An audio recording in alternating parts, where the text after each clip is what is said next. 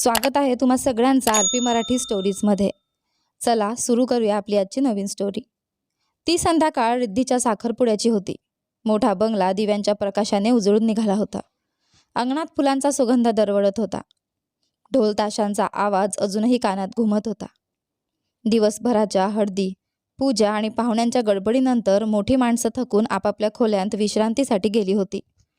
पण घरातल्या तरुण मंडळींचा उत्साह अजूनही ओसरला नव्हता. वरच्या मजल्यावरच्या मोठ्या हॉलमध्ये सगळे मिळून ट्रूथ अँड डेअर खेळत बसले होते. समायरा तर आज खूपच खुश दिसत होती. हलकासा मेकअप, सुंदर बांधलेले केस आणि चेहऱ्यावर खुललेलं हास्य.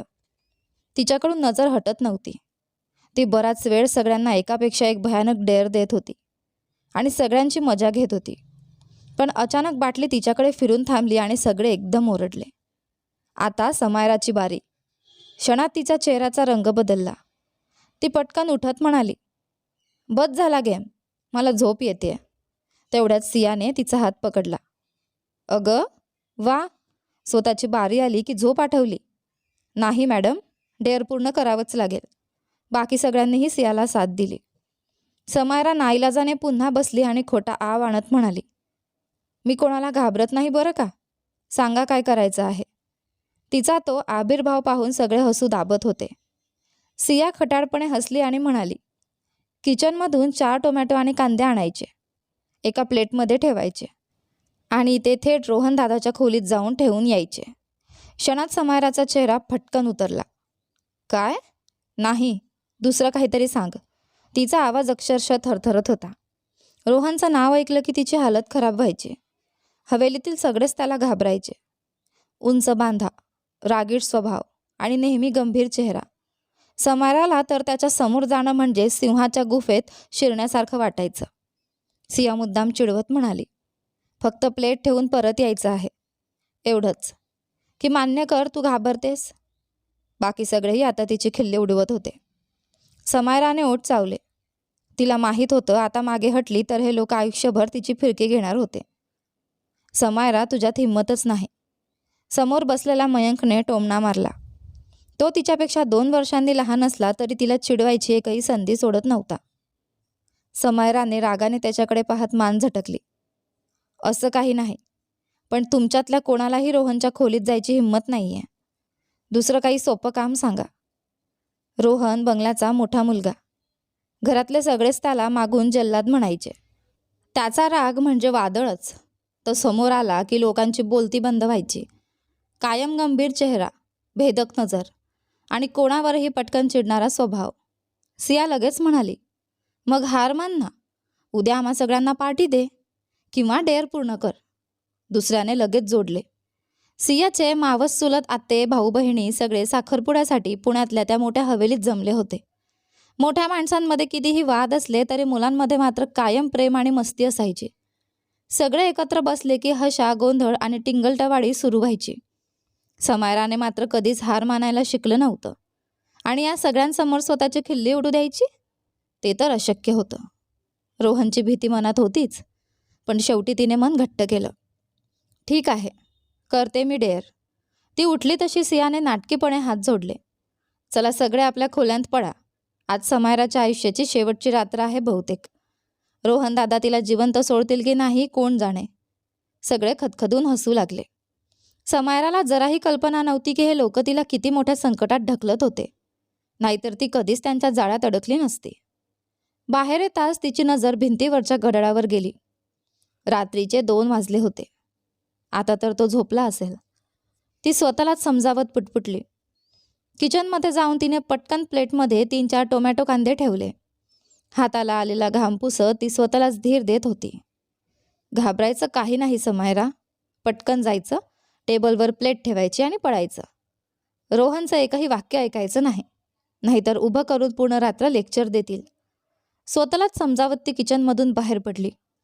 मोठी हिंमत दाखवत ती जिना चढू लागली, पण तिचे पाय थरथरत होते. मनातला आवाज तिला वारंवार थांबवत होता की परत जा समायरा, अजून वेळ गेली नाहीये. समायराच्या मनात भीतीचं वादळ उठलं होतं, पण त्या सगळ्यांसमोर तिला स्वतःची अकडही दाखवायची होती. जर आजचं डेअर तिने पूर्ण केलं तर सगळ्यांची बोलती बंद होणार होती. प्रत्येकाला वाटायचं की ती रोहनला घाबरते, पण उद्यापासून सगळ्यांना कळणार होतं की समायरा कोणाच्याही बापाला घाबरत नाही. रोहनच्या खोलीसमोर येताच तिने खोल श्वास घेतला. दिवसाच्या उजेडात सुद्धा त्याच्या समोर जाण्याची तिची हिंमत होत नव्हती. आणि आता तर रात्रीचे 2 वाजले होते. या अंधारात तिचे पाय थरथरणं साहजिकच होतं. ती हळूच देवाचं नाव घेत पुटपुटली. स्वतःभोवती हात फिरवत जणू स्वतःलाच धीर देत होती. तिच्या चेहऱ्यावरचं टेन्शन पाहिलं असतं तर कुणालाही वाटलं असतं ती एखाद्या माणसाच्या नाही तर भूताच्या खोलीत शिरतेय. कापऱ्या हातांनी तिने दरवाजाचं हँडल फिरवलं. क्लिक. दरवाजा उघडला. तिने हळूच मान आत घालून पूर्ण खोली न्याहाळली आणि तिच्या नशिबाने खोलीत कोणीच नव्हतं. तिने सुटकेचा निश्वास सोडला. पुढे जाताच बाथरूममधून पाण्याचा आवाज ऐकू येत होता. म्हणजे रोहन आत होता. बस, हीच संधी आहे, ती मनात म्हणाली. ती पटकन पुढे गेली आणि टेबलावर टोमॅटो कांद्याची प्लेट ठेवली. पण मागे वळताच धाड. दरवाजा बंद झाला. समायरा दचकली. ती धावत दरवाजाजवळ आली आणि घाईघाईने तो उघडण्याचा प्रयत्न करू लागली. पण दरवाजा बाहेरून लॉक झाला होता. क्षणात तिच्या चेहऱ्याचा रंग उडाला. कपाळावर घामाचे थेंब जमा झाले. हात थरथर कापू लागले. तिने घाबरून मागे वळून बाथरूमच्या दरवाजाकडे पाहिलं, जो अजूनही बंद होता. हे कुणीतरी मुद्दाम केलंय. तिच्या डोळ्यात पाणी तरळलं. सिया, प्लीज दरवाजा उघड ना, ती हळू आवाजात विनवू लागली. कोणी आहे का बाहेर? देवासाठी दरवाजा उघडा. पण बाहेरून कुठलाच आवाज आला नाही. जणू ज्याने दरवाजा लॉक केला होता तो तिला मुद्दाम आत अडकवून निघून गेला होता. समायराने हताशपणे डोकं पकडलं आणि जवळच्या सोफ्यावर बसली. आता तर माझा अंत निश्चित आहे. रोहन तिला जिवंत सोडणार नाही याची तिला पूर्ण खात्री होती. तो आधीच तिला सतत ओरडायचा. प्रत्येक छोट्या गोष्टीवर तिला झापायचा. ती समोर आली की त्याचा चेहरा चिडचिडा व्हायचा. समायराला आजपर्यंत कधीच कळलं नव्हतं की रोहनला तिचा इतका राग का येतो. आणि आता त्याच्याच खोलीत ती लॉक झाली होती. भीतीने तिचा श्वासच अडकला होता. तेवढ्यात बाथरूममधला पाण्याचा आवाज बंद झाला आणि पुढच्या क्षणी बाथरूमचा दरवाजा उघडला. समायराचं हृदय अक्षरशः थांबलं. तिने पटकन डोळे बंद केले आणि मान खाली घातली.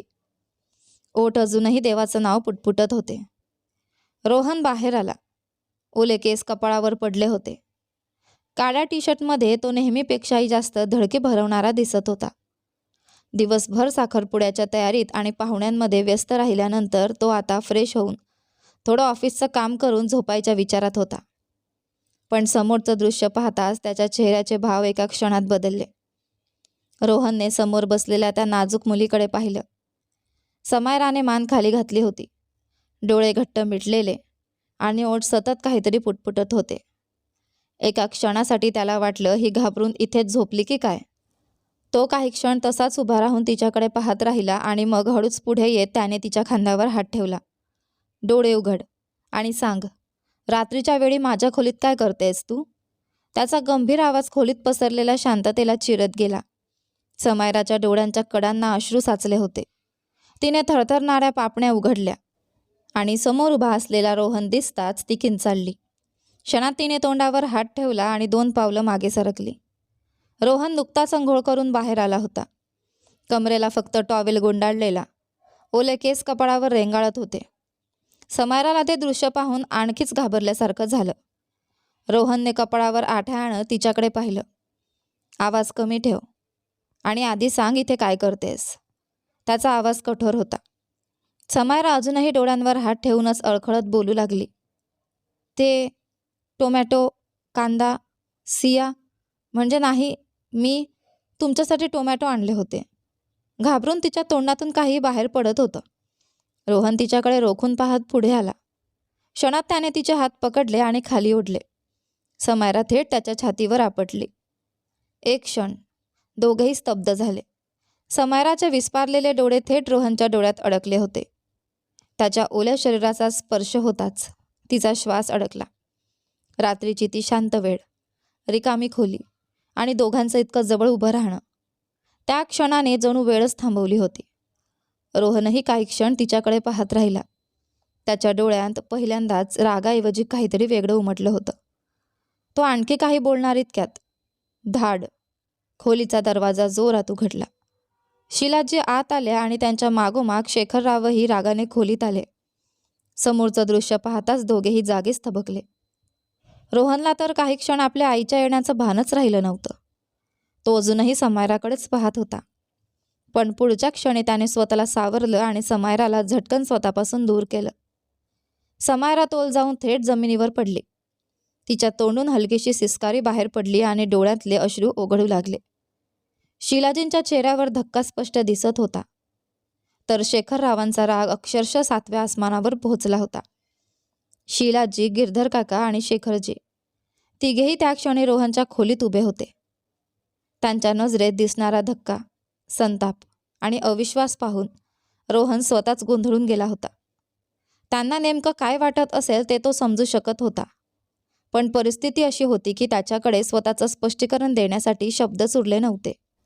समायरा जमिनीवर बसून रडत होती आणि रोहन तिच्या समोर उभा होता, जणू एखादा गुन्हेगार. बाबा, तसं काही नाही आहे. शेखरजींच्या डोळ्यात उमटलेली घृणा पाहून तो पुढे होत काही बोलणार इतक्यात चटाक, शेखरजींचा हात थेट त्याच्या गालावर बसला. रोहन जागच्या जागी स्तब्ध झाला. आजवर शेखरजींनी घरातल्या कुठल्याच मुलावर हात उचलला नव्हता आणि रोहन तर त्यांचा अभिमान होता. त्यामुळे ह्या चापट त्याच्या गालापेक्षा जास्त मनावर बसली होती. शेखरजी रागाने थरथरत म्हणाले, मी स्वप्नातही विचार केला नव्हता की तू इतका खाली जाशील. स्वतःच्या घरच्या मुलीच्या अब्रूवर हात टाकशील. त्यांच्या शब्दांनी रोहनच्या डोळ्यात संताप उसळला. पण तो राग स्वतःवर नव्हता, तो समायरावर होता. त्याने झटकन पुढे जात समायराचा हात पकडला आणि तिला ओढत शेखरजींसमोर आणलं. सांगा त्यांना, तो संतापाने ओरडला. सांगा, तुम्ही माझ्या खोलीत कशासाठी आलात? त्याचा आवाज इतका कठोर होता की समायरा अक्षरशः दचकली. तिला असं वाटत होतं जणू तिची बोलण्याची शक्तीच हरवली आहे. ती इथे कशी आली? दरवाजा बाहेरून कुणी लॉक केला? हे सगळंच तिच्या डोक्यातून निसटलं होतं. तिचे हात थरथरत होते. डोळ्यांतून सतत अश्रू वाहत होते. ती फक्त नकारार्थी मान हलवत उभी राहिली. तेवढ्यात शिलाजी पुढे आले आणि त्यांनी समायराला स्वतःजवळ ओढून घेतलं. त्यांच्या डोळ्यात वेदना स्पष्ट दिसत होत्या. मला तुझी लाज वाटते रोहन, त्या तुटक्या आवाजात म्हणाल्या. मी तुझ्यावर असे संस्कार केले नव्हते. आईच्या त्या शब्दांनी रोहनच्या चेहऱ्यावरचे भाव बदलले. त्याला विश्वासच बसत नव्हता की त्याची स्वतःची आई त्याच्यावर विश्वास ठेवत नाहीये. गिरधर काकाही पूर्णपणे हादरले होते. त्यांना काहीच सुचत नव्हतं. आई, तुम्ही चुकीचं समजत आहात, रोहन संतापाने म्हणाला. ही स्वतः माझ्या खोलीत आली आहे.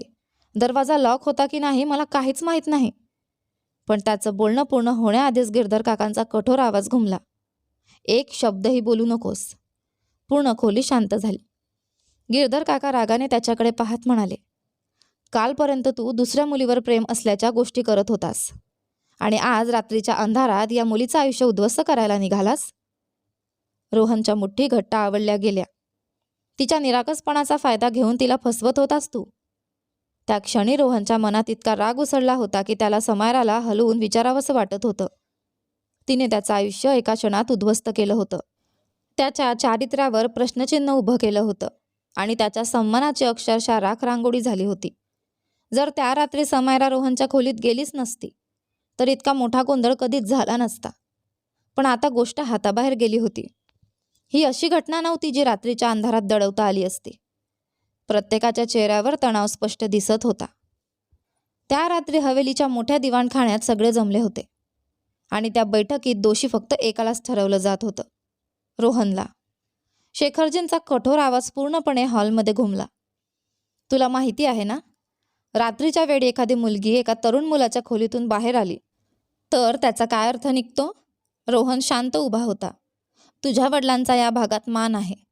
तुझ्या आजोबांच्या नावावर लोक विश्वास ठेवतात. गावातले लोक न्यायासाठी आपल्या हवेलीचे दरवाजे ठोठावतात आणि आपण आपल्या घरात राहणाऱ्या एका अनाथ मुलीला न्याय देऊ शकत नाही.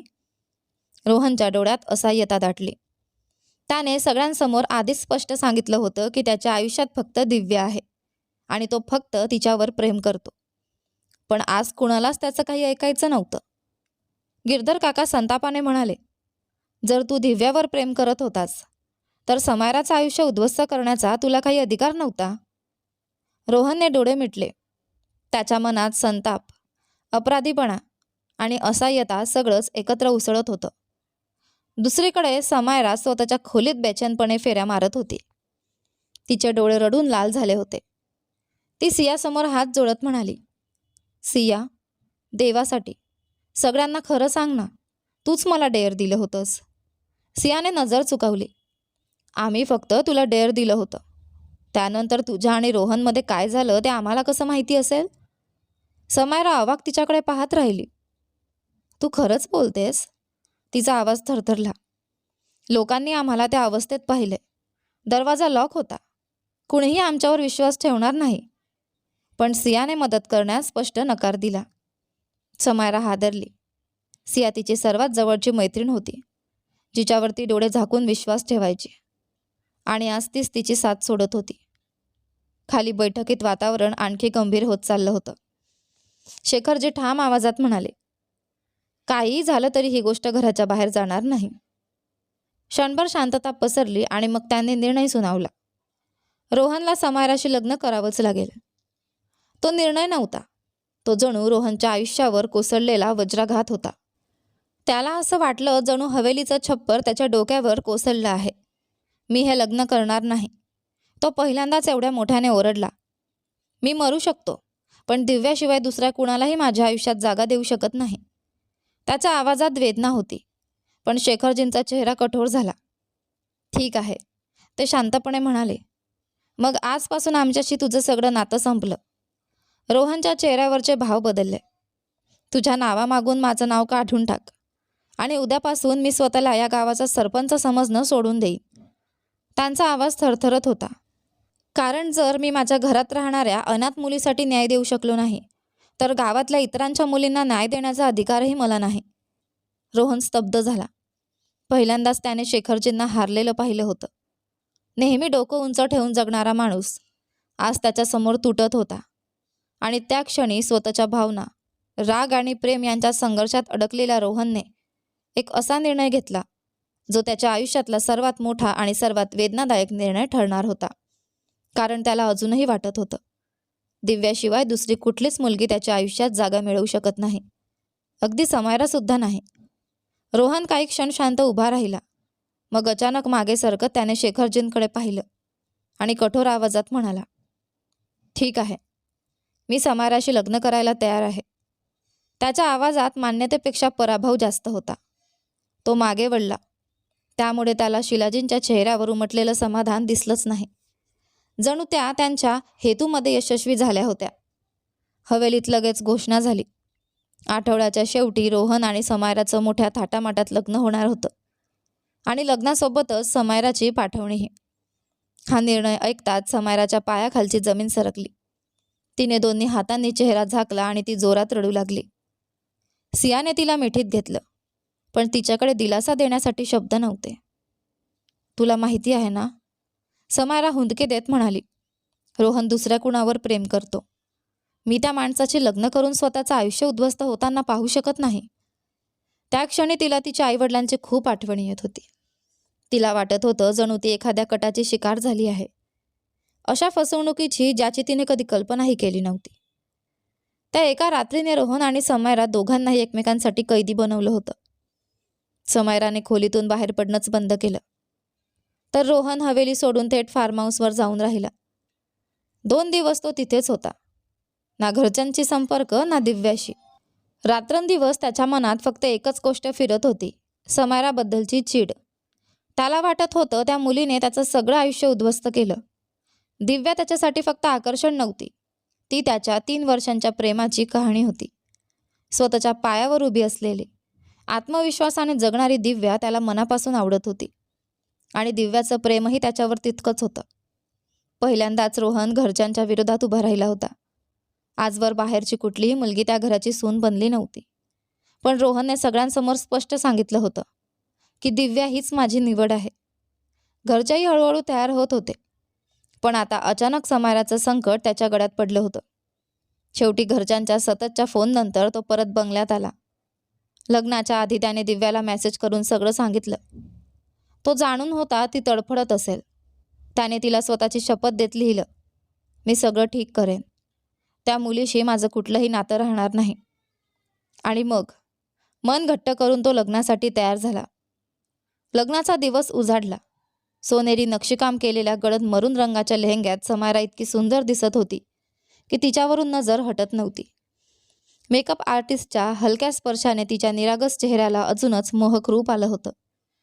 ती स्वतःकडे आरशात पाहत होती, पण पुढच्या क्षणी तिच्या डोळ्यात पाणी दाटलं. कारण तिच्या सौंदर्यावर हक्क सांगणारा माणूस मनाने कुणा दुसरीचाच होता. तरीही प्रत्येक मुलीप्रमाणे तिच्या चेहऱ्यावर एक हळवी स्वप्नाळू स्मित उमटलं होतं. थोड्या वेळाने तिला मंडपात आणलं गेलं. रोहन आधीच तिथे बसला होता. त्याची नजर तिच्यावर स्थिरावली आणि समायराचं पूर्ण शरीर थरथरलं. ती एखाद्या पुतळ्यासारखी शांत बसून राहिली. पुरोहितांनी लग्नाच्या विधींसाठी विचारलं तेव्हा शीलाजींनी प्रेमाने तिचा हात हातात घेतला. समायराने हळूच मान कव्हर केली. समोर बसलेला रोहन तिला कठोर नजरेने पाहत होता. त्यांनी फेरे घेतले, मंगळसूत्र बांधले आणि त्यासोबत ती रोहनची पत्नी बनली. नशीब तिला पुन्हा पुन्हा त्याच्याशी बांधत होतं आणि त्यातून पडून जाण्याचा मार्ग तिच्याकडे नव्हता. लग्नानंतर रोहन पुढे आला आणि हलकेच तिचा घुंगट बाजूला केला. काही क्षण तो तिच्याकडे पाहतच राहिला. हे मान्य करण्यात काहीच चुकीचं नव्हतं. समायरा विलक्षण सुंदर होती. ती कुणाच्याही आयुष्यात आली असती तर त्याने स्वतःला भाग्यवान समजला असता. पण रोहनसाठी ती फक्त एक नकोसं ओझं होती. थोड्याच वेळात आशीर्वाद आणि शुभेच्छांच्या गडबडीत समायराची पाठवणी झाली. समायरा फक्त 10 वर्षांची होती जेव्हा एका अपघातात तिच्या आईवडिलांचा मृत्यू झाला होता. तेव्हा शेखरजी तिला आपल्या हवेलीत घेऊन आले होते. शेखरजींची मोठी मुलगी कौशल्या, धाकटा मुलगा गिरधर आणि काकू असं मोठं कुटुंब होतं. गिरधर यांच्या 4 मुलांमध्ये रोहन, नील, रुही आणि सिया होते.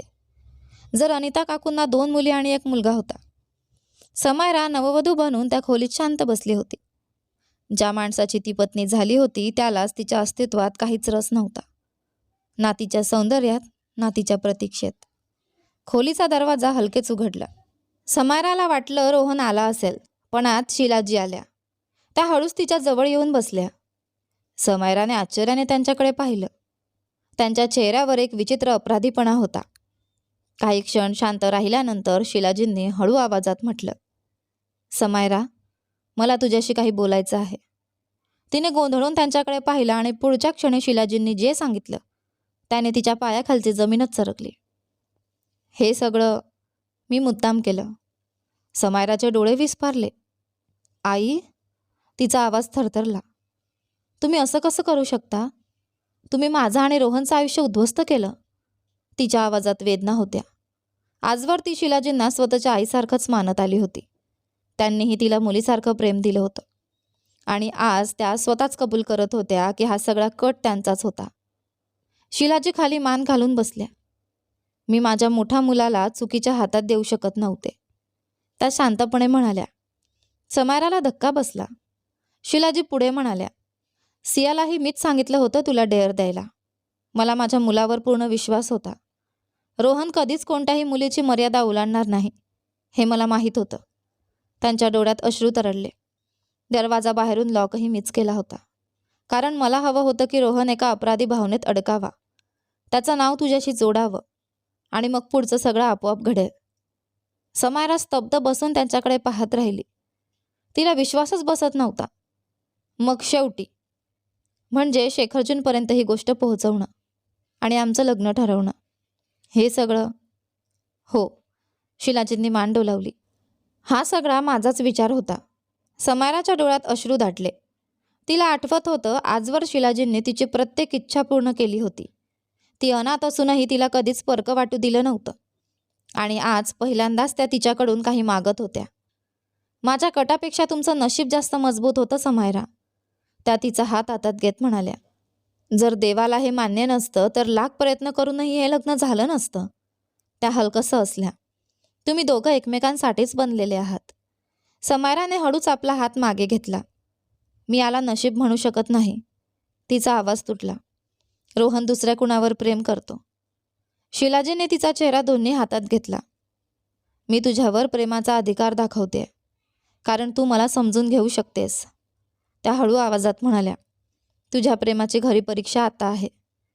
माझ्या मुलाला सावर. त्याच्या आयुष्यात येणाऱ्या त्या लोकांना दूर कर, जे त्याचं आयुष्य उद्ध्वस्त करतील. एक आई तिच्यासमोर हात जोडून विनवणी करत होती आणि समायराकडे नकार देण्यासाठी शब्द नव्हते. ती शांत बसून राहिली. शिलाजींनी तिच्या कपाळावर प्रेमाने चुंबन घेतलं आणि खोलीतून बाहेर गेल्या. काही वेळाने दरवाजा पुन्हा उघडला. रोहन आत आला. त्याच्या ओठांवर एक उपरोधिक स्मित होतं. तो हळूहळू तिच्याजवळ आला आणि हात मागे बांधून निवांतपणे तिच्या चेहऱ्याकडे पाहू लागला. म्हणजे मी चुकीचा होतो, तो टोमण्याने म्हणाला. तुला वाटलं या मेकअपने आणि या खोट्या निरागस चेहऱ्याने तू माझं मन जिंकशील? समायराने मान खाली घातली. रोहनच्या मनात जागा मिळवशील? हा तुझा गैरसमज आहे. तो नेहमीप्रमाणे तिचा अपमान करत होता, तिला कमी लेखत होता. पण आज समायराच्या मनात मात्र शिलाजींचे शब्द सतत घुमत होते. माझ्या मुलाला सावर. त्या क्षणी समायरा हवी तर रळत रळत त्या खोलीतून निघून गेली असती. पण आता तिला या माणसासमोरून पळून जायचं नव्हतं. आता तिला याच्यासोबतच राहायचं होतं, पूर्ण वेदनांसह. रोहन बेडच्या कडेला बसला. कोपर गुडघ्यात टेकवत त्याने मोबाईल हातात घेतला आणि पुढच्या क्षणी दिव्याला व्हिडिओ कॉल लावला. समायराचं हृदय दडपलं. हॅलो जान. रोहनचा आवाज क्षणात मऊ झाला. स्क्रीनवर दिव्या दिसत होती. तिचे डोळे लाल झालेले होते. ती रडली होती हे स्पष्ट जाणवत होतं. जान, रडू नकोस. तुला माहिती आहे ना, तुझे अश्रू मी सहन करू शकत नाही. रोहनच्या आवाजातली माया समायराने स्पष्ट ऐकली. ती शांत बसून सगळं पाहत होती. दिव्या हळू आवाजात म्हणाली, तुला माझ्यासमोर त्या मुलीशी बोलायचीही गरज नाही.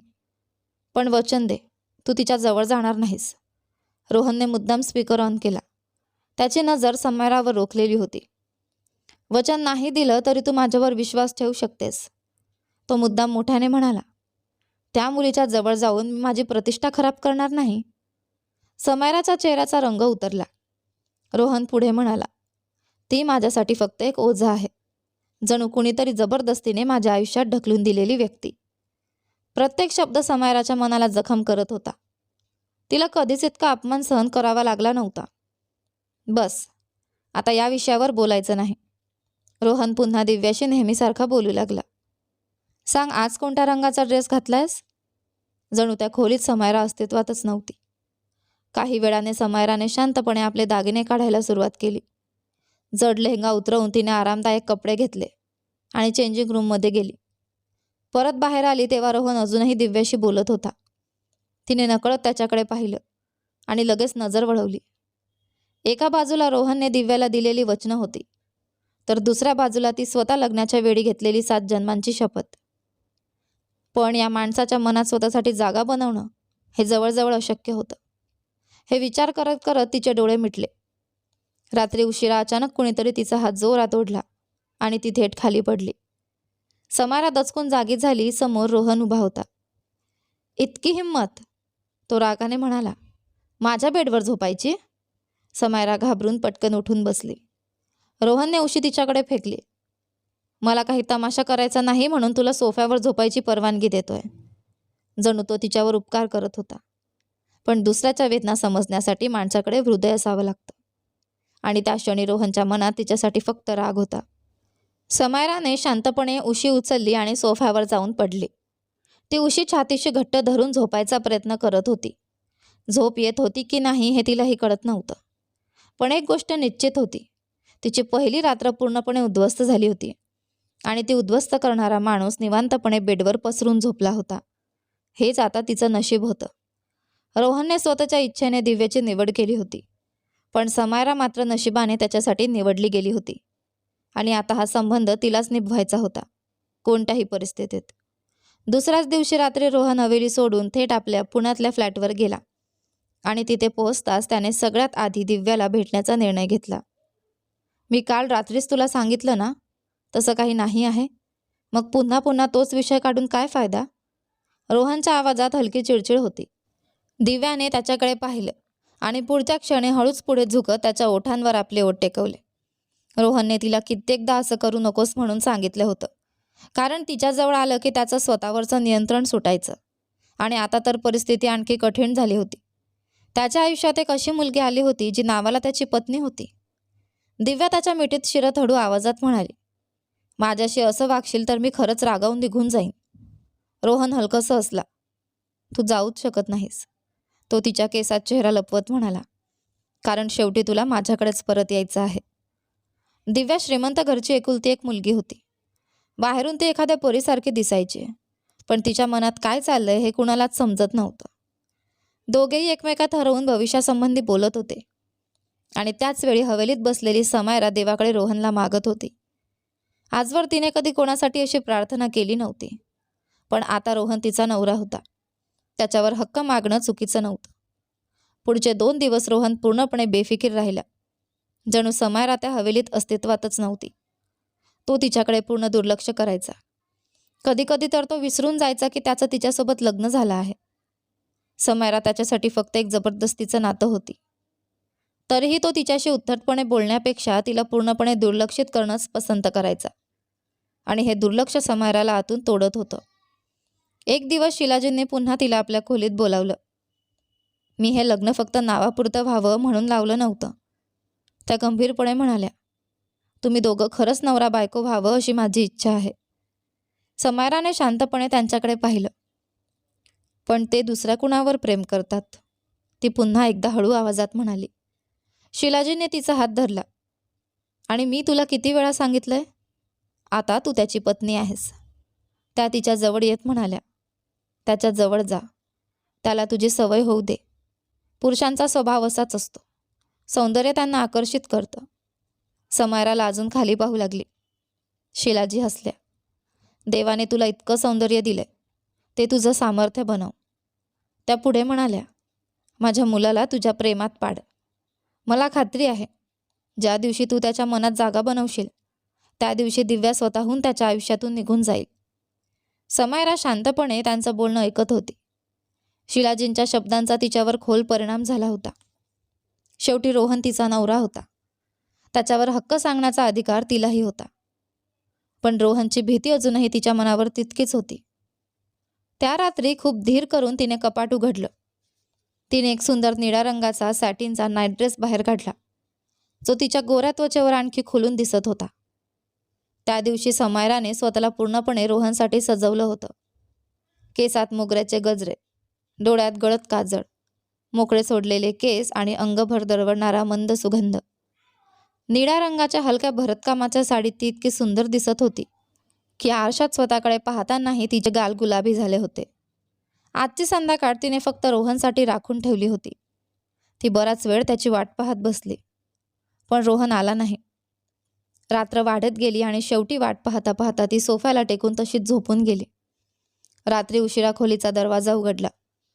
रोहन आत आला आणि समोरचं दृश्य पाहून काही क्षण जागच्या जागी थबकला. मंद प्रकाशात समायराचं गोऱ्या पान रूप चमकत होतं. त्या निळ्या साडीमधून तिचं नाजूक सौंदर्य आणखी खुलून दिसत होतं. पहिल्यांदाच त्याची नजर तिच्यावर इतक्या वेळ थांबली होती. तो लगेच नजर वळवत वॉशरूममध्ये निघून गेला. पण काही वेळाने परत बाहेर आला तरी त्याचं लक्ष पुन्हा तिच्याकडेच गेलं. मनाच्या विरोधात तो तिच्याजवळ गेला आणि हलकेच तिच्या खांद्याला स्पर्श केला. सरळ झोप, तो हळू आवाजात म्हणाला. तो तिला उठवण्याचा प्रयत्न करत होता की स्वतःच्या मनाला समजावत होता त्यालाच कळत नव्हतं. समायराने हळूहळू डोळे उघडले. समोर रोहनला पाहताच ती पटकन उठून बसली. यायला खूप उशीर झाला तुम्हाला, ती मंद आवाजात म्हणाली. तिच्या आवाजात राग नव्हता, फक्त कोमलता होती. रोहनने तिच्याकडे एकटक पाहिलं, मग अचानक पुढे होत तिच्या साडीचा पदर हातात घेतला.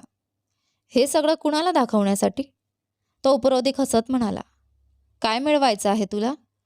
त्याची बोटं हलकेच तिच्या गालांवर फिरत होती आणि त्या स्पर्शाने समायराचं पूर्ण शरीर थरथरत होतं.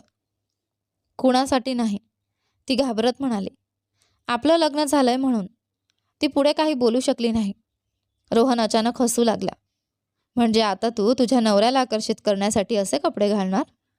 तो तिच्या इतक्या जवळ उभा होता की तिच्या धडधडणाऱ्या श्वासांचा आवाज त्याला स्पष्ट ऐकू येत होता. समायराचं हृदय वेड्यासारखं धडधडत होतं. त्या क्षणी रोहनच्या नजरेत काहीतरी बदललं. तो हळूहळू तिच्याकडे झुकला आणि तिच्या मानेजवळ आपले ओठ टेकवले. समायराच्या अंगातून विजेचा झटका गेल्यासारखं झालं. त्याचा स्पर्श तिच्यासाठी पूर्णपणे नवीन होता आणि त्या जाणीवेने तिचं संपूर्ण अस्तित्व थरारून गेलं. पहिल्यांदाच रोहन इतका तिच्या जवळ आला होता. पूर्ण अधिकाराने तिच्या अस्तित्वाला अनुभवत होता. त्या खोलीतलं वातावरणच बदललं होतं.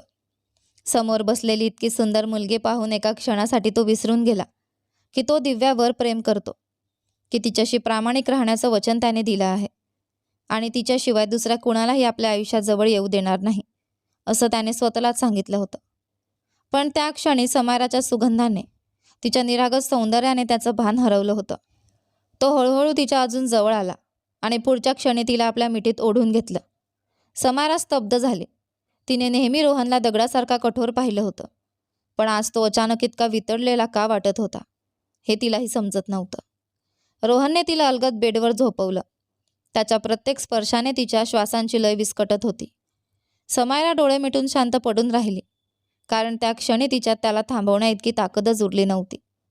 ती संध्याकाळ रोहनने दिव्यासोबत घालवायची ठरवली होती, पण प्रत्यक्षात तो त्या रात्री आपल्या पत्नीच्या इतक्याच जवळ आला होता जितका कधी कुणाच्याच नव्हता. तो क्षणभरासाठी सगळंच विसरला होता आणि समायरा, ती त्या मिठीत पूर्णपणे विरघळून गेली होती. दोघांनाही कल्पना नव्हती त्या रात्रीनंतर त्यांच्या आयुष्याला कोणतं वळण मिळणार आहे. काही वेळाने रोहन तिच्यापासून दूर झाला. समायरा थकून एका कुशीवर पडली. तिचं पूर्ण शरीर अजूनही त्या स्पर्शाच्या जाणीवेने थरथरत होतं. पण त्या क्षणी रोहनला स्वतःच्या चुकीची तीव्र जाणीव झाली. तो हादरला. त्याला विश्वासच बसत नव्हता की तो स्वतःच्या प्रेमाशी बेईमानी करू शकतो. त्याने दोन्ही हातांनी केस पकडले आणि बराच वेळ खाली मान घालून बसून राहिला. त्याच्या मनात स्वतःबद्दलच घृणा निर्माण झाली होती. काही वेळाने तो उठला, शांतपणे शर्ट घातला आणि खोलीतून बाहेर निघून गेला. समायराच्या खोल जड श्वासांवरून त्याला कळत होतं की ती किती गाढ झोपली आहे. पण जाताना एकदाही त्याने मागे वळून पाहिलं नाही. त्या क्षणी त्याला समायराचा नाही तर स्वतःचाच राग येत होता. दुसऱ्या दिवशी सकाळी समायरा जागी झाली तेव्हा तिच्या अंगावर अजूनही रोहनच्या अत्तराचा मंद सुगंध दरवळत होता. तिचं मन नकळत आनंदाने भरून आलं. पण पुढच्या क्षणी तिला धक्का बसला. रोहन रात्रीचं घर सोडून निघून गेला होता. कदाचित त्याला वाटलं होतं की त्याच्याकडून मोठी चूक झाली आहे. तो दिव्याला प्रेमाचं वचन देऊन आला होता आणि आता स्वतःच त्या वचनापासून दूर गेला होता. समायराच्या डोळ्यात अश्रू आले.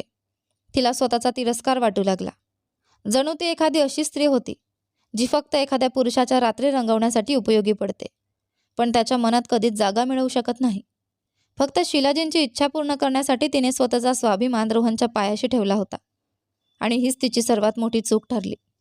कदाचित रोहनने तिचा अपमान शब्दांनी केला नव्हता, तर त्याचं असं निघून जाणंही काही कमी नव्हतं.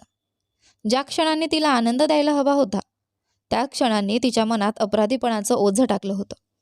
शांतपणे तिने आपलं सामान उचललं आणि पुन्हा त्या जुन्या खोलीत जाऊन राहायला लागली जिथून सगळ्याची सुरुवात झाली होती. तिने शिलाजींनाही स्पष्ट सांगितलं, मी आता तुमच्या दोघांच्या मध्ये येणार नाही. जर रोहनचं खरंच दिव्यावर प्रेम असेल तर त्याला ती मिळू दे. आता ती असं काही करणार नव्हती ज्यामुळे तिचं स्वतःचं मन तिलाच दोष देत राहील. दरम्यान रोहन 3 दिवसांपासून गायब होता. ना कुणाशी संपर्क ना काही खबर. कदाचित तो फार्म हाऊसवर असेल किंवा मित्रांसोबत स्वतःपासूनच पळत असेल. पण गिरधर काकांना एक गोष्ट स्पष्ट समजत होती, त्यांचा मुलगा समायरापासून कितीही दूर पळण्याचा प्रयत्न करत असला तरी आता तिच्या आठवणींपासून तो कधीच पूर्णपणे मुक्त होऊ शकणार नव्हता. रोहनचा हात दिव्या शर्मासाठी एखाद्या सोन्याच्या पक्ष्यासारखा होता.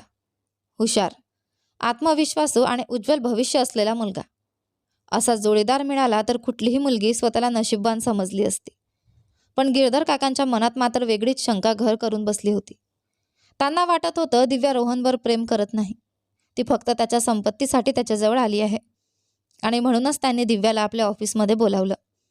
हा निर्णय संपूर्ण कुटुंबाचा होता. शेखरजींनी स्वतः ही जबाबदारी गिरधर काकांवर सोपवली होती. त्या दिवशी दिव्या नेहमीप्रमाणे आत्मविश्वासाने ऑफिसमध्ये आली. महागड्या कपड्यात, चेहऱ्यावर बिनधास्त भाव घेऊन ती गिरधर काकांसमोर पायावर पाय ठेवून बसली होती. तिने खोलीत उपस्थित प्रत्येकाकडे एक नजर टाकली आणि मग हलकसं हसली. गिरधर काकांनी शांतपणे बोलायला सुरुवात केली. तुला माहिती आहे ना, रोहन माझा मोठा मुलगा आहे. दिव्या फक्त त्यांच्याकडे पाहत राहिली. आम्हाला असं वाटतंय तू रोहनचा वापर करतेस. त्यांचा आवाज कठोर झाला. तू त्याच्याजवळ आलीस कारण तुला त्याची संपत्ती हवी आहे. दिव्याच्या ओठांवर हलकी स्मित रेषा उमटली. गिरधर काका पुढे झुकले. तुला जे हवं आहे ते आम्ही देऊ, पण माझ्या मुलाच्या आयुष्यातून निघून जा. हे ऐकताच दिव्या हळूहळू उठली. ती टेबलवर हात ठेवून त्यांच्याजवळ झुकली आणि सरळ त्यांच्या डोळ्यात पाहत म्हणाली, म्हणजे आता तुम्ही प्रेमाची किंमत लावताय? तिचा आवाज शांत होता, पण शब्द धारदार होते. गिरधर काका निर्विकारपणे म्हणाले, मी तुझ्यासाठी फायद्याची गोष्ट निवडतोय, कारण मला माहिती आहे लग्नानंतरही तुझा उद्देश पैसाच असेल. त्यांनी थेट स्पष्ट केलं. रोहनची बायको बनून आयुष्यभर हळूहळू सगळं मिळवण्यापेक्षा एकदाच सगळं घे आणि त्याच्या आयुष्यातून कायमची निघून जा. दिव्या काही क्षण त्यांच्याकडे पाहत राहिली आणि मग मंद हसू लागली. मान्य करावं लागेल, ती खुर्चीत परत बसत म्हणाली. तुम्ही तुमच्या मुलापेक्षा जास्त हुशार आहात. तिच्या डोळ्यात एक वेगळीच चमक होती. रोहन 3 वर्ष माझ्यासोबत आहे, पण त्याला अजूनही समजलं नाही की मला नेमकं काय हवं आहे. ती हसत पुढे म्हणाली, गरज पूर्ण करण्यासाठी कधीकधी बोटं वाकडी करावी लागतात, आणि मीही तेच केलं. गिरधर काका शांतपणे तिचं बोलणं ऐकत होते. चला मग, दिव्या सरळ बसत म्हणाली. तुमच्या मुलाच्या प्रेमाची किंमत सांगा. मलाही बघायचंय तुम्ही त्याची किती किंमत लावू शकता. क्षणाचाही विलंब न करता गिरधर काकांनी ड्रॉअरमधून एक ब्लँक चेक काढला आणि तिच्यासमोर ठेवला. हवी ती रक्कम लिही. त्यांचा आवाज थंड होता, कारण माझ्यासाठी रोहनपेक्षा मौल्यवान दुसरं काही नाही. दिव्या बराच वेळ त्या चेककडे शांतपणे पाहत राहिली. मग तिने तो उचलला, आपल्या बॅगमध्ये ठेवला आणि एक शब्दही न बोलता तिथून निघून गेली. तुमच्या अकाउंटमधून पैसे गायब झाले तर समजून घ्या, रोहनच्या आयुष्यातून दिव्या शर्मा ही कायमची गायब झाली. दिव्या हसतच गिरधर काकांसमोर हे बोलली आणि त्यांच्या कपाळावरच्या आठ्या आणखी गडद झाल्या. त्यांचा मुलगा इतका मूर्ख असू शकतो यावर त्यांचा विश्वास बसत नव्हता. रोहनने आयुष्यात नेहमी फक्त जिंकणंच शिकलं होतं. हार त्याने कधी अनुभवलीच नव्हती. पण प्रेमात हरल्यावर तो कसा तुटेल याची भीती आता गिरधरना वाटत होती. त्या संध्याकाळी दिव्याने पुन्हा रोहनला तिच्या फ्लॅटवर बोलावलं. गिरधर काकांच्या अकाउंटमधून तिने 10 कोटी रुपये काढून घेतले होते, पण तरीही तिचं मन भरलं नव्हतं. रोहन समोर येताच ती त्याच्याजवळ जाऊन बसली. रोहन शांत आवाजात म्हणाला, मला माहिती होतं तू मला समजून घेशील. त्याने त्या रात्रीबद्दल तिला सगळं सांगितलं होतं. समायरासोबत जे घडलं त्याबद्दल तो अपराधी होता. दिव्या इतकी नाराज झाली होती की 2-3 दिवस त्याच्याशी बोललीच नव्हती. पण आज ती खूप आनंदात दिसत होती. ती अचानक म्हणाली, मला हवंय आपण याच आठवड्याच्या शेवटी लग्न करू. तिने आपला हात रोहनसमोर पुढे केला. हा तिचा नवा डाव होता. गिरधर काकांकडून पैसे घेतल्यानंतर आता ती रोहनशी लग्न करून अजून सगळं मिळवू इच्छित होती. रोहनला अजूनही सत्य माहिती नव्हतं. त्याच्या डोळ्यांवर दिव्याच्या प्रेमाची पट्टी इतकी घट्ट बांधली गेली होती की समोरचं स्पष्ट सत्यही त्याला दिसत नव्हतं. त्या रात्री रोहन हवेलीत परत आला आणि सगळ्यांसमोर जाहीर केलं, मी या विकेंडला दिव्याशी लग्न करणार आहे. हे ऐकताच शेखरजी हादरले. गिरधर काकांनी रोहनकडे कठोर नजरेने पाहिलं. ती मुलगी आता तुझ्या आयुष्यातून निघून गेली आहे, ते थंड आवाजात म्हणाले, आणि तुझी पत्नी या घरात आहे, तिच्याकडे लक्ष दे. पण रोहन हट्टीपणे म्हणाला, बाबा, मी आधीही सांगितलंय माझ्या आयुष्यात फक्त दिव्या आहे, ती कुठेच जाणार नाही. त्याचा हट्ट अजूनही कायम होता. गिरधर काकांच्या संयमाचा बांध अखेर तुटला. तुझी ती तथाकथित प्रेमिका माझ्याकडून इतके पैसे घेऊन गेली आहे की आता ती तुझ्याकडे वळूनही पाहणार नाही. हे ऐकताच रोहन संतापला. त्याला विश्वासच बसत नव्हता. शेवटी गिरधर काकांनी त्याच्यासमोर ती व्हिडिओ रेकॉर्डिंग चालू करावी लागली, ज्यात दिव्या पूर्ण आत्मविश्वासाने पैसे घेऊन रोहनच्या आयुष्यातून निघून जाण्याची कबुली देत होती. क्षणात रोहनच्या पायाखालची जमीन सरकली. त्याचा विश्वास चिरडून तुकडे तुकडे झाला. तीच दिव्या, जिच्यासाठी तो 3 वर्ष वेडा झाला होता. एका बाजूला पैशांसाठी त्याला सोडून जात होती आणि दुसऱ्या बाजूला त्याच्यावर प्रेमाचं नाटक करत होती. तरीही तो शेवटचं सत्य ऐकण्यासाठी दिव्याच्या दारापर्यंत गेला. त्याने मोबाईल तिच्या समोर फेकला. व्हिडिओ पाहताच दिव्याचा चेहरा फटकन उतरला. हे सगळं खोटं आहे, ती ओरडली. तुझ्या बाबांची ही सगळी चाल आहे. पण पुढच्या क्षणी रोहनचा जोरदार चापट तिच्या गालावर बसली. खरंच असं केलंस तू? त्याचा आवाज थरथरत होता. माझ्या आयुष्याशी खेळायची गरज काय होती? दिव्या रागाने त्याला दूर ढकलत म्हणाली, मी तुला कधी बोलावलं होतं का माझ्यासाठी सगळं सोडायला? तुझी बायको घरात बसली आहे आणि तू माझ्या दारात उभा आहेस. तिचे शब्द विषासारखे टोचत होते. जेव्हा स्वतःच्या बायकोकडून मन भरतं तेव्हा तुमच्यासारखे पुरुष पुन्हा आमच्यासारख्या मुलींकडे धावत येतात. रोहन अवाक तिच्याकडे पाहत राहिला. तू लग्न दुसरीकडे केलंस आणि अपेक्षा ठेवलीस की मी आयुष्यभर तुझी वाट बघेन. त्या दिवशी पहिल्यांदाच रोहनला आपल्या लग्नामागचं खरं दुःख समजलं. तो पूर्णपणे तुटला होता. देवाचे आभार, मी तुझ्याशी लग्न केलं नाही, दिव्या तिरस्काराने म्हणाली. नाहीतर खरंच माझं आयुष्य उद्ध्वस्त झालं असतं. रोहन एक शब्दही बोलू शकला नाही. तो शांतपणे मागे वळला आणि पहिल्यांदाच त्याला जाणवलं तो प्रेमात हरला आहे, पूर्णपणे. ओढत पाय तो आपल्या खोलीत आला आणि थेट बेडवर कोसळला. कितीतरी विचारांनी आणि गुंतागुंतीच्या भावनांनी रोहनला पूर्णपणे वेढून टाकलं होतं. सत्य समोर आल्यानंतरही तो पुढचे 2 दिवस खोलीतून बाहेर पडला नाही. तो पूर्णपणे तुटला होता. एक पराभूत माणूस, ज्याला आता स्वतःलाच शिक्षा देणं योग्य वाटत होतं. आणि दिव्याने जे केलं ते कदाचित योग्यच केलं असंही त्याला वाटू लागलं.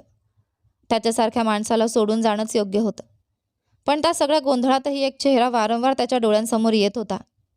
समायरा, ती शांत निरागस मुलगी, जिच्या भावनांना तुडवत तो स्वतःच्या प्रेमात अंधा झाला होता. तो इतका गुंतला होता की तिची विचारपूस करण्याचीही त्याला शुद्ध राहिली नव्हती. आयुष्याने त्याला 4ही बाजूंनी घेरलं होतं. प्रत्येक जण त्याला समजावत होतं, धीर देत होता. पण काही जखमा अशा असतात ज्या शब्दांनी भरत नाहीत. त्याचा अहंकार तुटला होता. विश्वास चिरडला गेला होता. आणि आता स्वतःवर पुन्हा विश्वास ठेवायला त्याला खूप वेळ लागणार होता. एका संध्याकाळी तो शांत बसला असताना अचानक त्याच्या तोंडून शब्द बाहेर पडले. मी फक्त माझंच नाही, कितीतरी आयुष्यांचं नुकसान केलं आहे. शिलाजी त्याच्या जवळ बसल्या होत्या. रोहन हळू आवाजात म्हणाला, माझं लग्न समायरासोबत करायला नको होतं. त्याच्या आवाजात पश्चाताप होता. शिलाजींनी अलगद त्याचा हात आपल्या हातात घेतला. त्या शांतपणे म्हणाल्या, मी तुझं लग्न समायरासोबत केलं कारण देवाचीही तीच इच्छा होती. जर हे नातं चुकीचं असतं तर परिस्थिती कधीच इथपर्यंत आली नसती. त्यांच्या डोळ्यात खात्री होती. ती मुलगी तुझ्यासाठी आशीर्वादापेक्षा कमी नाही. रोहन, जर तू तिला गमावलं तर आयुष्यभर पश्चाताप करशील. हे बोलून शिलाजी हळूहळू खोलीतून बाहेर गेल्या. पण रोहनच्या मनात अजूनही असंख्य प्रश्न होते. कोणतीही मुलगी अशा पुरुषासोबत आयुष्य घालवायला तयार होईल का, जो दुसऱ्याच प्रेमात हरवलेला होता, ज्याने स्वतः फसवणूक अनुभवली आणि नकळत दुसऱ्याचं मनही दुखावलं. हे सगळं माहीत असूनही समायराच्या खोलीच्या दारापर्यंत जाण्याची हिंमत त्याच्यात नव्हती. ती इतकी जवळ असूनही त्यांच्यात अंतर मात्र खूप वाढलं होतं. आणि त्या संध्याकाळी पहिल्यांदाच त्याने समायराला स्वतःहून आपल्या खोलीकडे येताना पाहिलं. ती आज नेहमीपेक्षा जास्त सुंदर दिसत होती.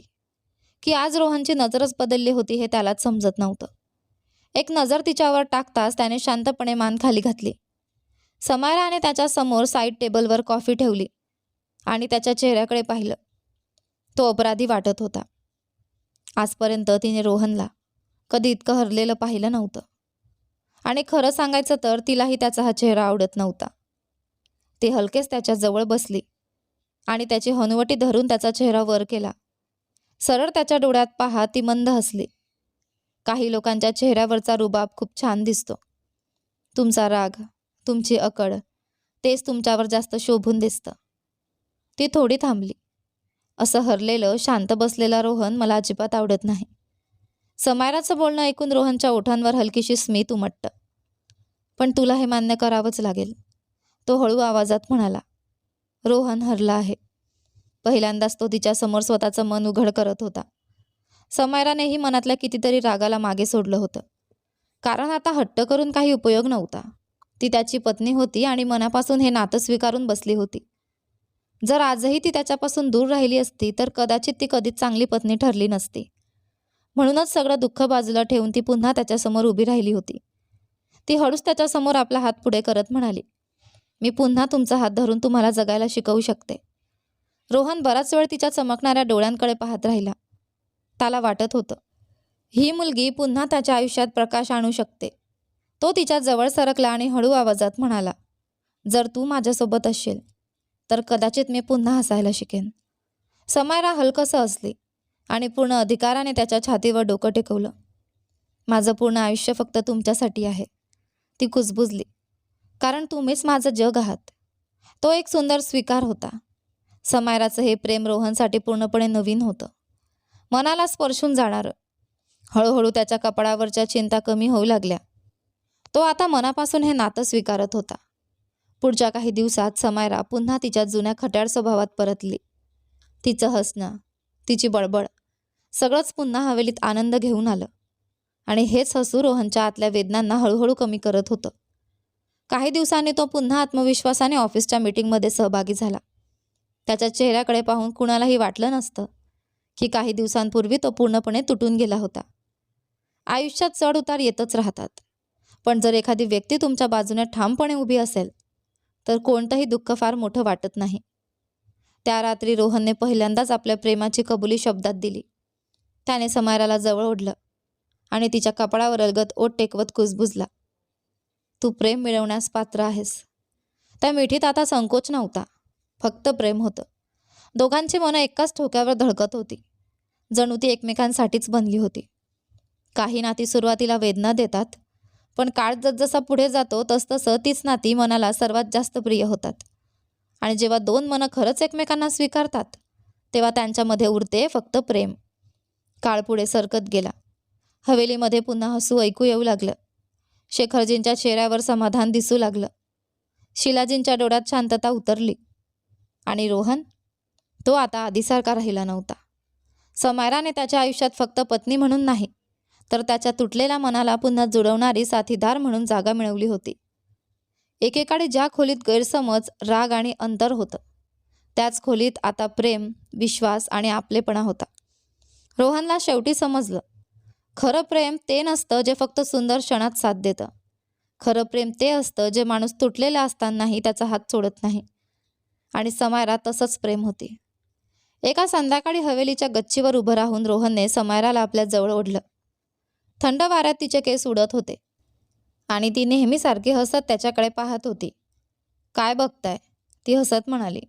रोहन तिच्या कपाळावर हलकंसं चुंबन देत कुजबुजला. देवाने मला दुसरी संधी दिली आणि त्या संधीचं नाव समायरा आहे. तिच्या डोळ्यात नकळत पाणी आलं. तिने शांतपणे त्याचा हात हातात घेतला. आता ना भूतकाळाची भीती उरली होती, ना कोणती तक्रार.